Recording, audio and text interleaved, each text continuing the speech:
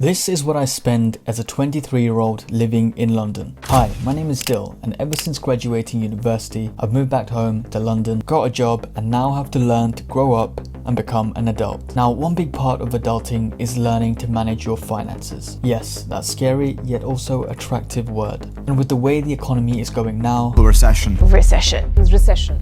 this might be the time for that. You see, I've got a bad habit of not checking my bank balance often, and as a result, I lose track on where my money is going. One of my New Year's resolutions is to have conscious spending habits. This doesn't mean knowing how much I have exactly down to the penny. Instead, I just don't want to wake up one morning, look at my bank app, and cry. Well, as a 23-year-old, what do I spend my money on? Let me show you. I've been living at home ever since coming back from university, and the money that I would typically spend for rent, I would just put into my savings. And for me, this is typically the most of my budget. Now, a goal of mine in 2023 is to start eating clean. This would mean substituting unhealthy items with more nutritious, healthy options. I typically spend about £20 a week on my essential groceries, which adds up to £80 a month. I have a lot of subscriptions, which probably takes up a lot of my budget. This includes car insurance and petrol, gym membership, phone bill, Spotify, and Amazon Prime, which totals up to about £200. I use transportation a lot to get around London. The tube for me is the most convenient way to get to work or meet up with friends, and in total I end up spending about £110 a month. Now the next one is eating out, and as a goal in 2023 I've only allowed myself to eat out just once a month. Not only will this save me a lot of money, but it will also be beneficial health-wise. Having said that, I do love my coffee and end up spending about £32 a month on coffee on the way to work. It's good to stick to finance goals and budgeting, but it's also important to have fun with your money. I personally try and factor in some entertainment every 2 to 3 weeks. This can mean going to the movies, doing an activity, or simply just hanging out with friends. End of the day, if you can have fun along the way, it just makes the journey go easier. And finally, I budget for any other expenses I have for the month. This could mean books, buying clothes, or any other items I may need.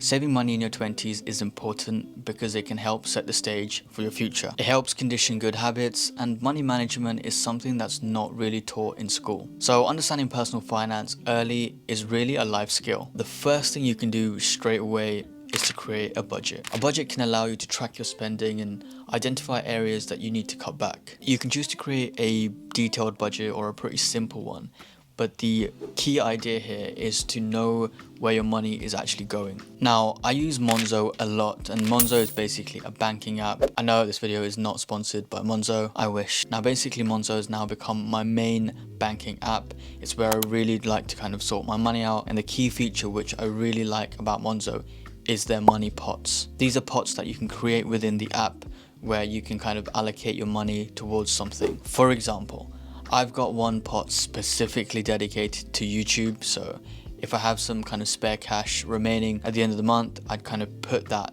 into my YouTube money pot, and over time it grows, and eventually I can use that money to reinvest back into my channel. So I've been using it to buy microphones, cameras, editing softwares, pretty much everything that I've saved up for using that money pot, I've reinvested back into the channel. The thing is, you can also do it for other things. So for example, for my holidays, I like to have a specific holiday money pot where I do the same thing. Over time, I save some money and then I can book a holiday with my friends in the summer or whenever I want. But I really like this feature just because it kind of gives you a visual aid of where your money is actually allocated. So if you've got one for savings, if you've got one for saving up for, I don't know, something expensive, or even if you have an emergency pot where you just store some money away and you can take it out whenever you really need that. Boost your income. It's pretty obvious, but it becomes easier to save money when you have more money to save. So things lying around in your house or items that you just don't really need anymore, you can start selling them online to earn a bit more cash, or you might start something on the side. But the idea here is that if you can add more income streams, you can use it to save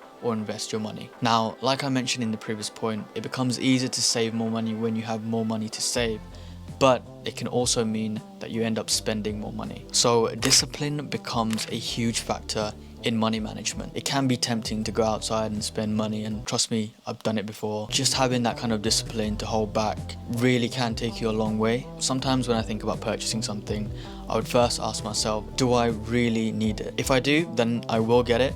But if I don't, I will probably wait a couple of days, and if I still feel like after those few days that I definitely need this item, then I will get it. But most of the time it just ends up being something that I wanted in the moment, so I don't even end up getting it. But that's basically what I spend in a month, and some money tips which have helped me along the way and that I've been implementing in 2023. If you've also got some of your own tips that's helped you personally, then let me know down below. But thank you for watching. I'll see you in the next video.